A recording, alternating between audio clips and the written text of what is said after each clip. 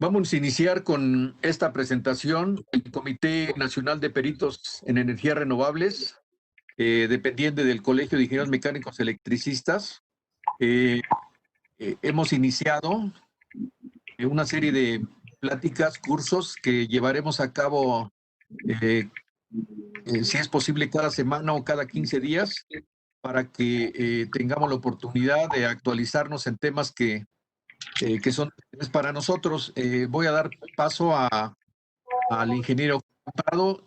Procederé a leer una parte del currículum del ingeniero Julián Prado, que es nuestro conferencista el día de hoy. Él es ingeniero electricista con especialidad en sistemas eléctricos de potencia, egresado de la Escuela Superior de Ingeniería Mecánica y Eléctrica, la ESIME del Politécnico. En el 95 inició su actividad laboral desde que egresó del Colegio Nacional de Educación Profesional Técnica, el CONALEP, realizando pruebas de aceptación de equipo eléctrico para refinación a través de diferentes constructoras como Tribasa, Chillota y Consa, entre otras. En octubre del 2002 inició su carrera empresarial, realizando su servicio social en Poliemprende con el proyecto Cervelec. Posteriormente segmentó su actividad empresarial con el apoyo de la Fundación Proempleo Productivo Asociación Civil. En septiembre del 2008 logra su certificación ISO 9001-2000, renovando el certificado en septiembre del 2011. Y en junio del 2020, recientemente, logra la certificación empresarial UNCE nivel 1. UNCE quiere decir Unión Nacional de Constructores Electromecánicos, que tiene su sede en la Ciudad de México de momento, pero agrupa más de 24 asociaciones regionales en 24 o 21 estados de la República, ¿no? Para que tengan el contexto de ello.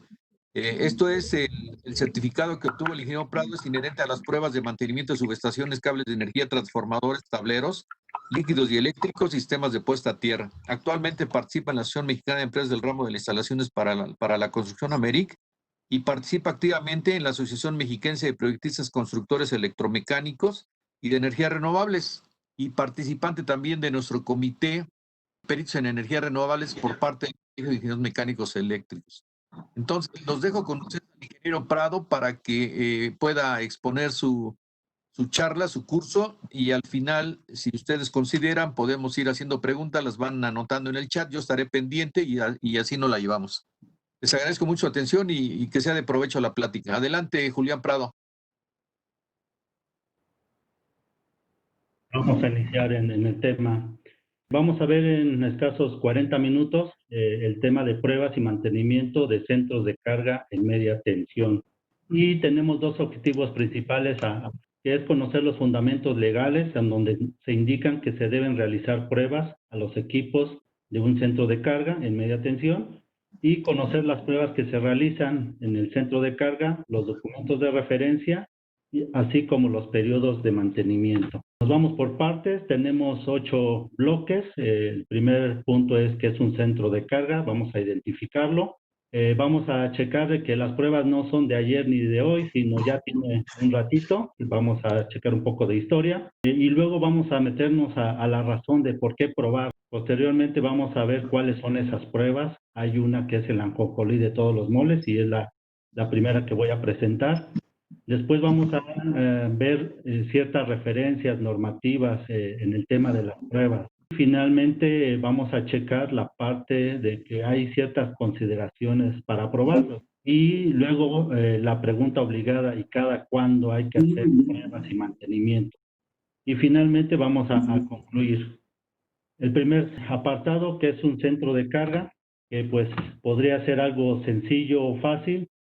¿Por qué? Porque cualquier electricista nos puede decir que un centro de carga es esto, ¿no? Y en términos generales, muchos años se ha definido como centro de carga estos dispositivos, pero para el día de hoy eso es incorrecto. En realidad el centro de carga es algo mucho más grande, y vamos a empezar a dar un poquito de contexto al tema. Primero vamos a ver qué es un sistema eléctrico. Un sistema generalmente se integra por sistemas de generación, independientemente de la tecnología, pero típicamente esos centros de generación están muy alejados de la ciudad, del consumo, de tal manera que se necesita que se transmita o que se distribuya ya en la ciudad o en las ciudades, y generalmente hay un consumo de energía. Estos son los 4 bloques típicos y como fundamentales de un sistema eléctrico: generación, transmisión, distribución y consumo de. Con la ley de la industria eléctrica, indica que un sistema eléctrico está integrado por la Red Nacional de Transmisión, por redes generales de distribución. Estas dos están a cargo por Comisión Federal de Electricidad, y por centrales eléctricas que están conectados a esos dos sistemas, y por equipos e instalaciones del SENACE para llevar a cabo el control operativo del sistema, y los demás elementos que determine la Secretaría. Textualmente eso es lo que dice el artículo 3 de la Ley de la Industria Eléctrica. De tal forma que si lo vemos en nuestra República Mexicana, este sería el Sistema Eléctrico Nacional, que también se le conoce como el CEN, en donde viene en las líneas azules líneas de 400 kV representadas en forma gráfica, líneas de 230, lo que se ve como color naranja. Propiamente un centro de carga, en el artículo 3 de la misma ley, en el apartado séptimo, dice que el centro de carga son instalaciones y equipos que, en un sitio determinado, permiten que un usuario final reciba el suministro eléctrico. El centro de carga puede recibir energía a través de una transición aérea subterránea, o a través de equipos seccionadores tipo pedestal, o puede ser un tipo poste, ¿no? Si lo vemos desde el punto de vista de diagrama unifilar, podemos tener así un ejemplo. Esta es una representación gráfica, es un diagrama unifilar, en donde se observa la red general de distribución. Toda esta parte de este cuadrito es el poste, y luego viene generalmente un cable de media tensión y llega a una subestación eléctrica compacta, pasa por un transformador, un tablero de distribución general, y en su momento tiene un sistema de generación distribuida, en este caso por paneles solares. Entonces, toda esa parte del lado derecho es el centro de carga en media tensión.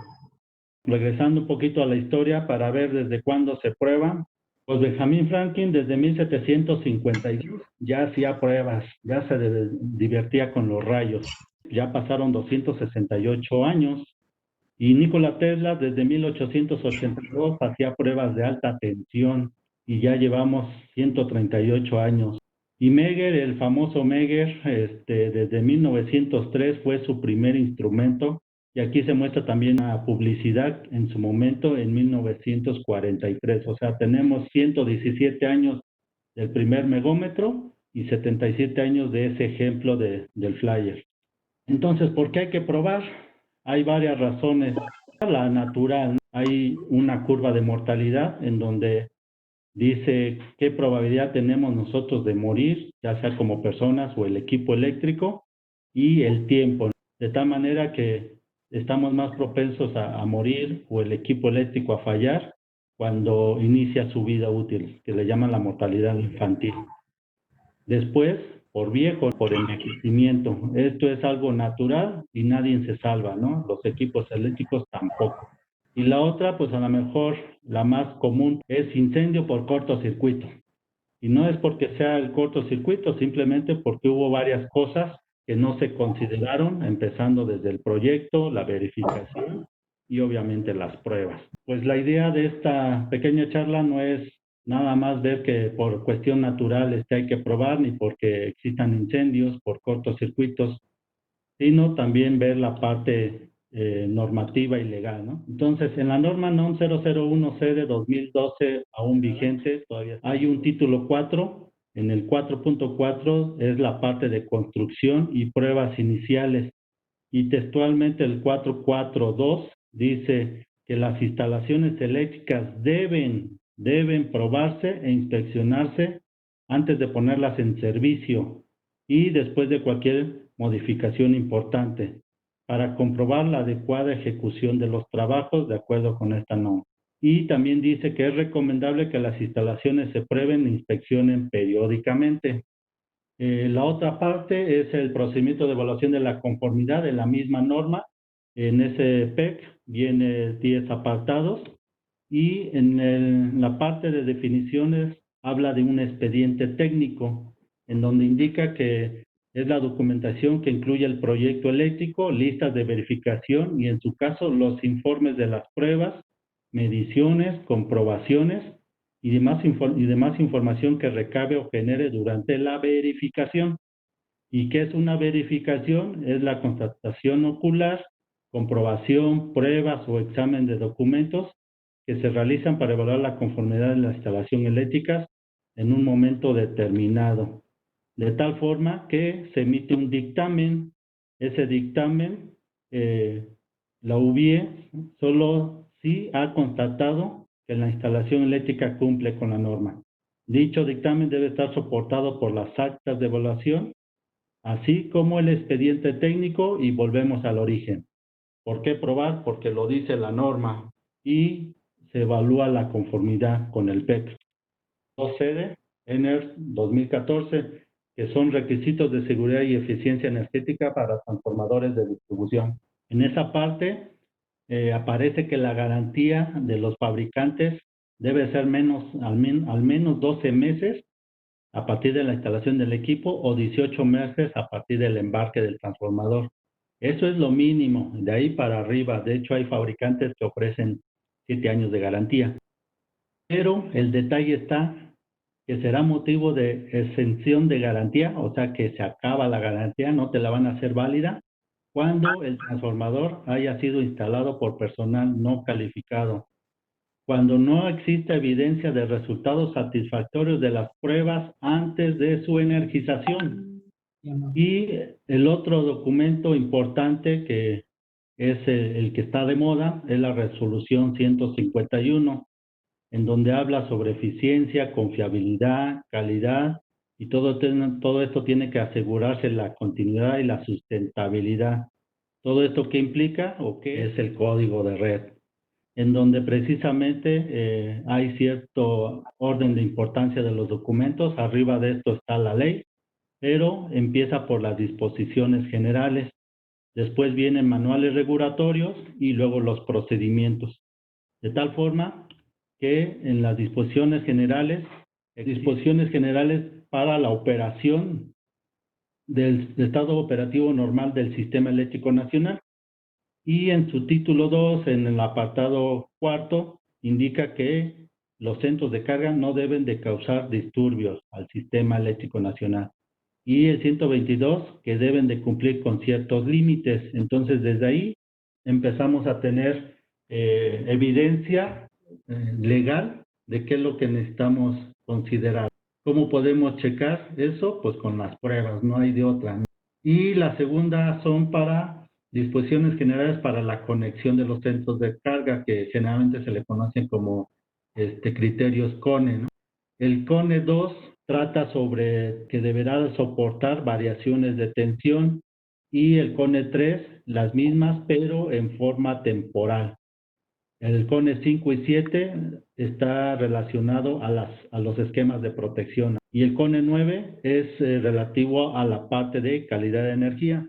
Pero lo interesante es el CONE 11, que dice que los centros de carga que soliciten a través de un suministrador o del SENACE la conexión al Sistema Eléctrico Nacional deben cumplir con las normas oficiales mexicanas y los demás estándares y especificaciones aplicadas al tipo de instalación, y su cumplimiento será revisado por unidades de inspección o por unidades de verificación correspondientes. Y en el segundo nivel de la pirámide vienen los manuales regulatorios. Hay un manual regulatorio sobre el estado operativo y hay unas responsabilidades. En el 3.5 dice integrantes de la industria eléctrica, que cada integrante de la industria conectado al sistema debe operar y mantener sus instalaciones y equipos. Entonces, nada de que libre de mantenimiento que generalmente los fabricantes manejan. O sea, generalmente hoy en día el mantenimiento ya no se basa mucho en la limpieza y en la parte de lubricar, engrasar. Se basa más en probar y diagnosticar de una manera que sea consistente con el funcionamiento confiable del CEM, y que asistirá, en su caso, al SENACE en el desempeño de sus responsabilidades relativas a la confiabilidad. Ese es el manual regulatorio de estados operativos. Y tenemos el manual de requerimientos técnicos para los centros de carga, en donde prácticamente la mayoría, el 90 y tantos por ciento, se ha concentrado solamente en la medición, ¿no? Cosas de medir la tensión, eventos de tensión, evaluar con las curvas CITIC, cuestiones de la frecuencia, en su caso el factor de potencia, calidad de energía, que también si es media tensión algunos aplica y si es alta otros no aplica, estudios de cortocircuito, coordinación de protecciones, al igual que todos los TIC, telemetría, control, protocolo, infraestructura. De todo esto es tan amplio y se tiene que hacer un estudio para cada caso particular. Bueno, ya tenemos los elementos legales para probar y ahora, ¿cuáles son esas pruebas? Comentábamos en la historia una de ellas y es el ajonjolí de todos los moles, resistencia de aislamiento, comúnmente conocido como Megger. Cabe mencionar que Megger es la marca y que no se debe de usar como verbo ni conjugarlo, ¿no? Porque pasamos a que yo me guío, tú me guías, nosotros me guiamos, ¿no? Entonces, propiamente es prueba de resistencia de aislamiento y se le hacen a muchos elementos. Estos elementos son desde el punto de conexión, o sea, los apartarrayos, cortacircuitos, transformadores de potencial, transformadores de corriente, cables de energía, la subestación compacta, apartarrayos, interruptores, el tablero, los transformadores secos, los tableros o los cables también del sistema fotovoltaico, los cables de baja tensión, todo es resistencia y aislamiento. Por eso comentaba que es el ajonjolí de todos los moles. Siguiente prueba es la prueba de potencial aplicado, conocida generalmente como high-pot. Estos hay equipos de corriente alterna, de corriente directa y para el caso de los cables BLF. Esto es una detección de descargas parciales que también se pueden hacer en el punto de conexión a través de un sensor parabólico a los cables por un TC especial y a la subestación compacta. Toda la parte de media tensión se puede hacer una detección de descargas parciales. La resistencia óhmica es importante, se checan tanto los TC, TP, el transformador y los fusibles, pero un miliómetro no es, tiene su chiste esta prueba, porque con un multímetro no tiene ni la resolución ni la potencia o la corriente de prueba. En este caso los equipos pueden ir desde 1 ampere hasta 10 amperes. Y para medir resistencias más bajas de miliohms está la resistencia de contactos. Con 100 amperes, los valores obtenidos son en orden de micro-ohms. Y generalmente se hacen a las cuchillas, a los interruptores, tanto de media y baja tensión. Y corriente primaria para que no existan incendios. Esta prueba se realiza para comprobar la correcta operación de los interruptores termomagnéticos. Se inyecta entre 200 y 300% de la corriente nominal y los resultados se comparan con la curva tiempo corriente del fabricante y con eso podemos checar si un interruptor está operando en forma correcta. La prueba de relación de transformación para verificar el estado de las bobinas de los transformadores de distribución, pedestales, subestación, de potencia, secos. Algunos ya hacen una medición del grupo de conexión, el índice horario que se le llama, que no todos los equipos lo hacen. Y si el transformador es en aceite, dependiendo del análisis a realizar, pues se utiliza el recipiente correspondiente, ¿no? Puede ser físico-químico, que generalmente es 1 litro de aceite, gases disueltos entre 30 y 50 mililitros, y detección de bifenilos policlorados, PCBs o ascarés, que es lo mismo, son como 10 mililitros, que es el recipiente ese color ámbar.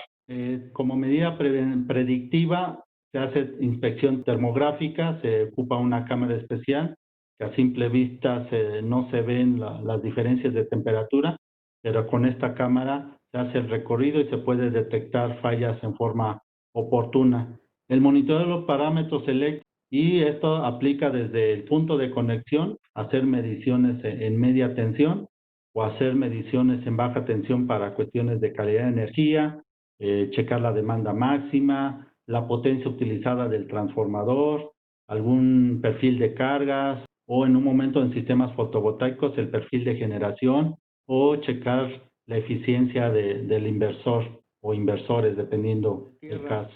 En donde en el sistema de tierras, en la norma indica la parte de medir un electrodo, pero hay que medir el sistema, que es el conjunto de electrodos, y la parte de continuidad, de tal manera que todos los equipos o todas las partes que generalmente no conducen energía eléctrica, pues deben estar conectadas a tierra. Entonces hay que checar que efectivamente esté esa condición. Pero ¿qué pasa con sistemas de tierra de electrodos múltiples donde tenemos una malla de tierra? Pues ahí tenemos que aplicar el mismo método, pero teniendo otras consideraciones, de tal forma que eso se puede ir checando, y este sería un ejemplo en donde precisamente el sistema de tierras en este caso particular se inyectó 2.49 amperes y se obtuvo una resistencia de 0.287 ohms. Entonces, de aquí donde están los electrodos auxiliares hasta allá al fondo y es casi 1 kilómetro. Esa es la forma correcta de hacer una medición de resistencia de un sistema de múltiples electrodos. Si vemos un edificio de la Ciudad de México, generalmente el sistema de tierras es toda la base del edificio o está en el sótano, y del sótano van distribuyendo cajas o bus de tierra o barras de tierra en cada nivel, y en este caso aquí llegó al cuarto eléctrico, y aquí en estas barras ya se conecta todos los equipos de esa área.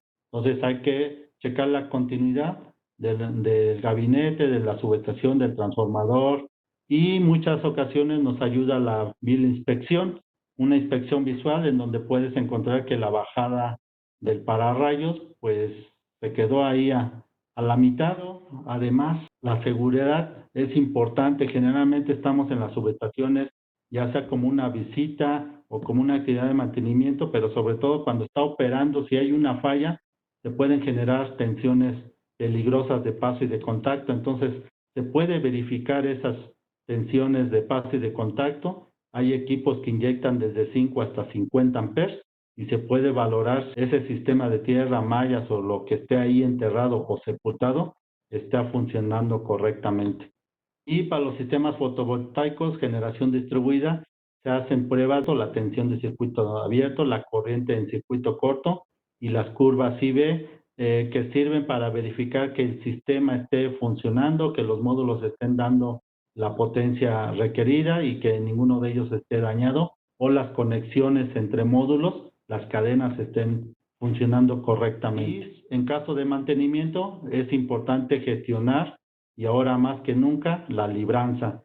¿Por qué? Porque si te desconectas, estás expensas a una sanción de la CRE, entonces hay que hacer esta gestoría.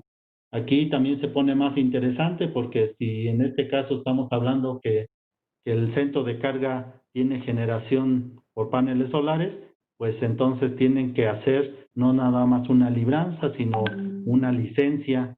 La libranza se hace con Comisión Federal y la licencia se hace con el SENACE. Siguiente.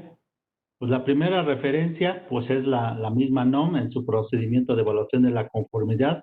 Ahí aparece en el 6.6, pruebas de resistencia al aislamiento, continuidad, resistencia de electrodos artificiales y de la red de tierra, y la polaridad, y los demás que requiera para verificar el cumplimiento de la norma. Para los sistemas de tierra pues tenemos la 022, y en la parte de las referencias se hacen referencia, valga la redundancia, a la NMXJ 549, en donde vienen los métodos de prueba para hacer la medición de resistencia del electrodo y de sistemas de múltiples electrodos. En el 9.1 indica la medición, el método para medir la resistencia de tierra de un solo electrodo. Un sector importante es PEMES, la NOM 048, que es una norma de referencia o una especificación, indica en el anexo D la parte de las pruebas. La norma en sí trata de diseño de instalaciones eléctricas. Es Comisión Federal de Electricidad, que tiene un procedimiento de pruebas para equipo primario en subestaciones de distribución. Aquí está muy completa este documento, viene desde los conceptos de qué es cada prueba y viene procedimientos y criterios de evaluación. Pero la neta es la neta en las pruebas, ¿no? Así como para las unidades de ubicación instaladores es la 001, para las pruebas la neta es la que mandan. Es un documento americano en donde hay una parte para pruebas de aceptación previas a la puesta en servicio. Esto está basado a códigos ANSI y EEE principalmente y a buenas prácticas. Hay dos documentos, el de pruebas de aceptación y pruebas de mantenimiento. De las consideraciones importantes que hay que tener para las pruebas, pues ya vimos la parte legal, ya vimos algunas normas, ¿no? Si el personal no está capacitado o calificado, pues a lo mejor las pruebas nada más va a notar lo que vio en el display. Y eso generalmente pudiera estar mal, ya sea el valor porque no hizo buenas las conexiones, pero la otra parte que es la más importante, hacer un diagnóstico. ¿Está bien o está mal y qué hay que hacer, ¿no? La otra parte, pues, es la herramienta, ¿no? Los equipos, esos equipos deben de estar calibrados, un laboratorio acreditado por la entidad mexicana de acreditación. Hay varios en el país, incluyendo la PEN. No necesariamente tiene que ser la PEN. Al final del día, pues hay un operador, hay unos equipos y hay un reporte. Pero si nada más se queda ahí, ¿qué significa? Que si quieres el reporte de hace un año, quién sabe. De hace dos, menos. Un número de restabilidad, pues no, ¿no? Es más, ni reporte hay, ¿no? Unas hojitas provisionales. Por eso es importante que, como tercer punto, que debe tener un sistema y debe estar certificado. Esta es una sugerencia que sea por el modelo certificación empresarial UNCE o la empresa, el prestador de servicio, pues se dedica a eso y que tiene un sistema, tiene un archivo, tiene un control de calidad, tiene personal calificado, tiene expedientes, tiene evaluación del personal y que todo marcha en tiempo y forma, ¿no? Como dicen, ¿y cada cuándo hay que hacerle pruebas o mantenimiento? La regla básica, así de a flor de labio, es en forma anual. Es una buena práctica, pero la neta tiene unas recomendaciones en donde se basa en la confiabilidad, no tanto en la tradición de año por año. ¿De qué va a depender esa confiabilidad? De cómo está la condición del equipo, ¿no? Si está muy mal, si está más o menos o si está muy bien, ¿no? Y la confiabilidad que se requiere de tal manera que generalmente le preguntas, ¿y cómo está el equipo? No, pues bien, apenas tiene 2 o 3 años. Entonces, si fuese ese el caso, sería el factor 1, pero si el equipo está bien y es un data center, me voy a quedar sin face y cosas de ese tipo, entonces la prioridad es alta y el equipo pudiera estar muy bien, ¿no? Entonces sería punto 5. De tal manera que más adelante vienen los apartados de los equipos. Voy a agarrar el último renglón que dice muestreo de líquido, ¿no? En caso de que el transformador tuviera 6. Si fuera un equipo estándar con factor 1, sería cada 12 meses.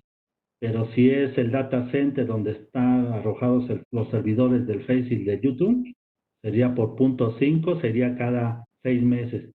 Si es conclusiones ya como el último punto, considerando el índice de fallas, el equipo, la curva de la bañera, hay que hacer pruebas de rutina, las pruebas de aceptación en fábrica.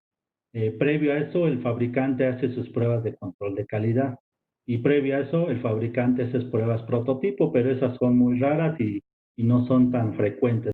Ya que el equipo se traslada a sitio, se hacen las pruebas iniciales o las pruebas de aceptación en sitio. Llega a la unidad de ubicación, hace su muestreo, hace otras pruebas que ya vimos que son básicas, continuidad de conexiones, aislamiento, 2 o 3 cosas que ahí por la experiencia dice por aquí es donde va a saltar la liebre. Y luego hacen pruebas ya operativas, ¿no? La puesta en servicio. Posteriormente se hacen pruebas predictivas, ya sea termografía infrarroja, detección de descargas parciales o análisis del aceite, o la parte preventiva, ¿no? Los mantenimientos anuales típicamente, Semana Santa, días festivos, vacaciones. De tal manera, en base a los resultados, en base a la condición del equipo, hay que hacer un mantenimiento mayor, de tal forma que esa vida útil se vaya prolongando más. Hay equipos que hemos visto que están todavía operando superiores a 30 años. Si no hacemos eso, pues va a fallar más temprano. Hay unas responsabilidades en todo este proceso. En una parte, al inicio, viene siendo el constructor, en donde se encarga de todo eso, o el usuario lo hace él o subcontrata a un tercero para gestionar el mantenimiento. Y el mantenimiento de todo, ¿no? Desde pintura, hidrosanitarias hasta eléctrico. Y el otro personaje aquí de la garantía es el fabricante, que pudiera ser de 1 año o hasta de 7. En algunos casos hay unos fabricantes que ofrecen 7 años de garantía. Entonces, si no hacemos mantenimiento, pues va a haber un mantenimiento correctivo, que sería un servicio de emergencia. El detalle es de que te pasa cuando menos lo piensas, a las 2 de la mañana, y en días festivos y domingo, y se complica todo. Entonces, en conclusiones, realizar pruebas previas a la puesta en servicio y durante periodos de mantenimiento. Pues un poco apurados, pero ya estamos en la hora, 7:47. Pues muchas gracias y estamos a la orden. Gracias, Julián. Buenas tardes. Buenas tardes. Adelante. Disculpe, el ingeniero Julián había comentado que la medición de resistencia a tierra de la red era la prueba más común o la aceptada, y había mencionado que había otras. ¿Me puede comentar cuáles otras? ¿Cuál es tu nombre, perdón? Diana Quintero. Listo, estas son las pruebas de resistencia de sistema de tierra. Típicamente la norma 022 habla de medir la resistencia del electrodo, y es más, te pide que lo desconectes. El detalle, que cuando está operando un sistema, una planta, lo que sea, todo un sistema eléctrico, generalmente ahí se están drenando corrientes a tierra cuando eso viene de un neutro, o tiene conexión soldable, entonces no lo puedes desconectar. Lo que dice la norma 022 es medir la resistencia del electrodo, pero la realidad es que un sistema de tierra no nada más está integrado por un electrodo, sino está integrado por múltiples electrodos. El más común, que le tienen mucha fe, que no es del todo correcto, son las famosas delta, 3 electrodos. Pero puede ser 4, 5, 20, es más, pueden ser mallas de tierra, en donde esas mallas son múltiples electrodos. Entonces, medir una resistencia del sistema de tierra de 1, 2, 3 o muchos electrodos no es cosa sencilla. Si es un electrodo, valga la expresión, está sencillito, pero si son más, hay que considerar distancias. Aquí puse un ejemplo de un sistema de múltiples electrodos, en donde son más o menos como unos 50 electrodos, y la planta ahí tiene como 300 metros por 400 más o menos de superficie, y los electrodos auxiliares están hasta acá al frente. Estos tres son parte de los electrodos auxiliares, se interconectan entre ellos, y este es el electrodo auxiliar más lejano. Y el equipo de medición está hasta el fondo, ahí donde no alcanzas a ver nada, ahí, casi 1 kilómetro, son 980 metros.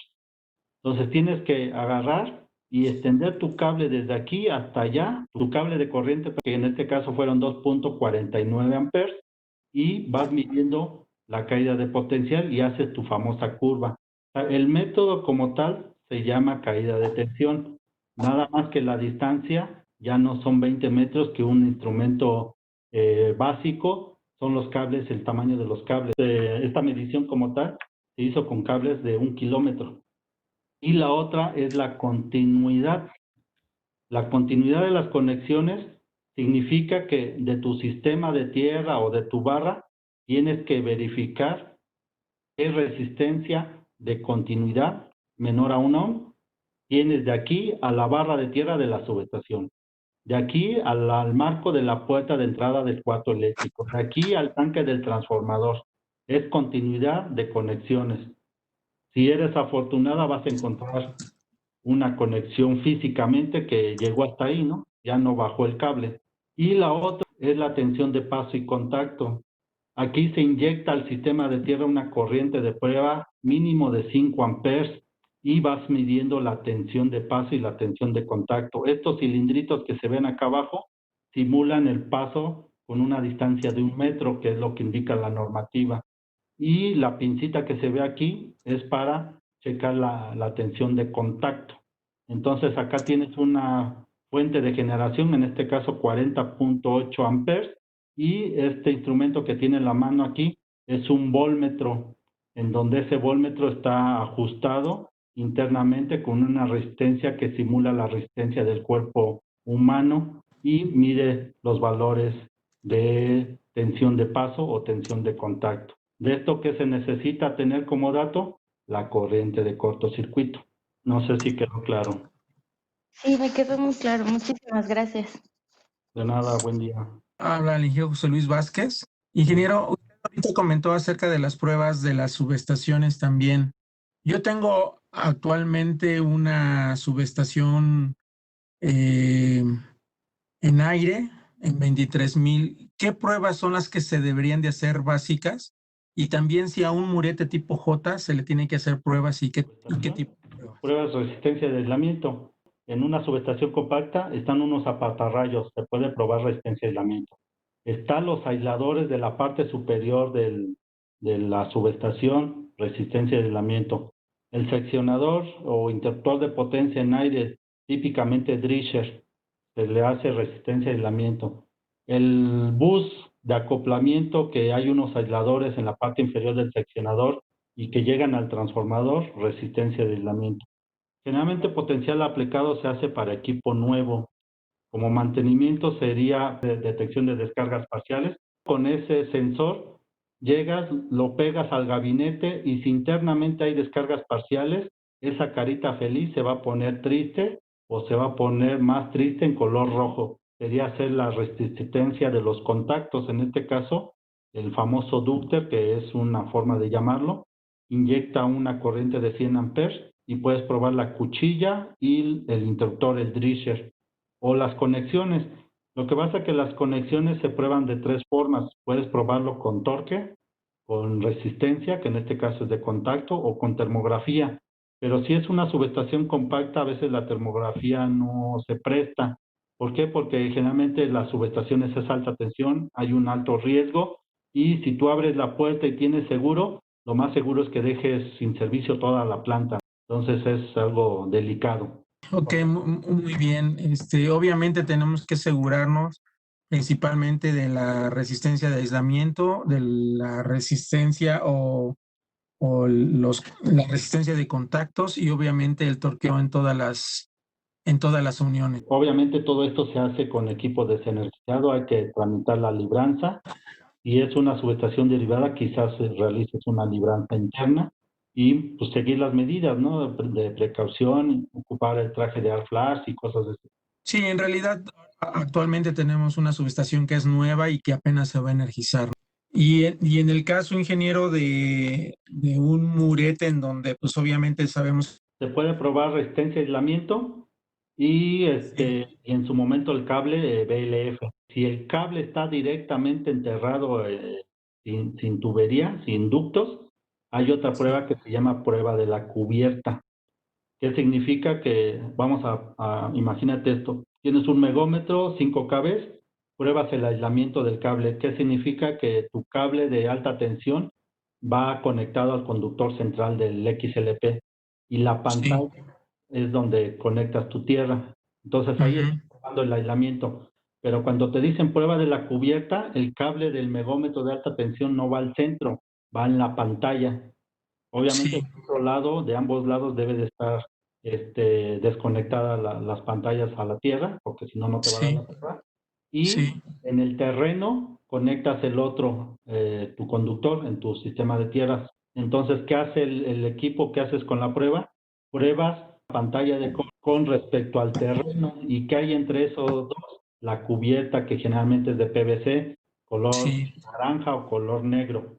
¿Por qué? Porque cuando lo instalan así, sobre todo en los parques solares y eólicos, no llevan ductos, van directamente enterrados, pero se pueden rasgar. El detalle es que una rasgadorita pequeña, aunque sea pequeña, con el tiempo se le va a meter humedad, va a empezar a oxidar las pantallas y va a empezar a degradar el aislamiento, y después de eso vas a tener descargas parciales y luego de eso la falla. Sí. Ok. Muy bien, ingeniero. Le agradezco mucho la información. Muy bien, José Luis. Les pedimos que estén pendientes de los siguientes cursos o bien sesiones informativas de este Comité Nacional de Peritos en Energías Renovables. Quiero hacerle un comentario a Julián. Sí, adelante. Julián, buenas tardes. Te brindo un aplauso y agradecimiento por la plática, muy clara, sin tanta paja, a lo que vamos, y técnicamente más que aceptable. Un reconocimiento de mi parte a Julián. Muchas gracias y pues estamos aquí colaborando con el equipo. Un tema En el CONE 11, cuando hablas de la interconexión al sistema eléctrico nacional, comentaste que podría ser verificado o revisado por alguna de las dos entidades que son las unidades de inspección o las unidades de verificación. Sí, Ahí vamos viendo si tú lo puedes aclarar. Yo, para mí, creo que lo tengo claro. Son las dos entidades las que deben de intervenir. Como es una propiedad privada, es un ámbito de competencia particular y por lo tanto las instalaciones deben de cumplir con la normativa vigente, que es la NOM 001C de 2012 a la fecha. Eso es para la seguridad del sistema y que cumpla con dicha normativa. Como el sistema se va a interconectar con el sistema eléctrico nacional, alguien debe de dar el aval que dicho sistema no le va a meter o le va a causar problemas al CEN. Por lo tanto, es facultad de las unidades de inspección y por tanto las dos deben de hacer su trabajo. afirmativo. Ahí es el punto clave entre una unidad de inspección y una unidad de verificación. Como bien mencionaste, es parte de las disposiciones generales del Código de Red y precisamente lo que tú mencionabas está en el de las disposiciones operativas, que dice que los centros de carga no deben causar disturbios. Al final del día, todo lo que se genera o se puede corregir está en la carga. Ya en el punto de conexión no hay nada que hacer. Las disposiciones generales de conexión de centro de carga. En el 11 pues viene ese requerimiento legal en donde los dos personajes, unidad de inspección y unidad de verificación, deben de colaborar, cada quien en su cancha, pero esa es la parte interesante y lo dice las disposiciones generales. De acuerdo, incluso el procedimiento de cuando haces la tramitología para las interconexiones es un requerimiento normativo, aunque ahí también ya entra la Comisión Federal. Gracias por todo y seguimos ahí pendientes. De hecho, gracias. Felicidades, ingeniero. Buenas tardes, gracias. Más bien, vamos a concluir esta reunión por el tiempo que realmente está un poquito corto. Vamos a tratar de que estas pláticas sean continuas y los invitamos para que nos sigan a través del Facebook en CONAPER del CIME. Estamos pendientes y a sus órdenes. Muchas gracias, Julián, por tu exposición y nos vemos pronto. FECIME va a grabarnos y va a subirlo a su canal de YouTube. Excelente. Muchas gracias. Gracias, buenas tardes. Y seguimos en comunicación. Buenas tardes.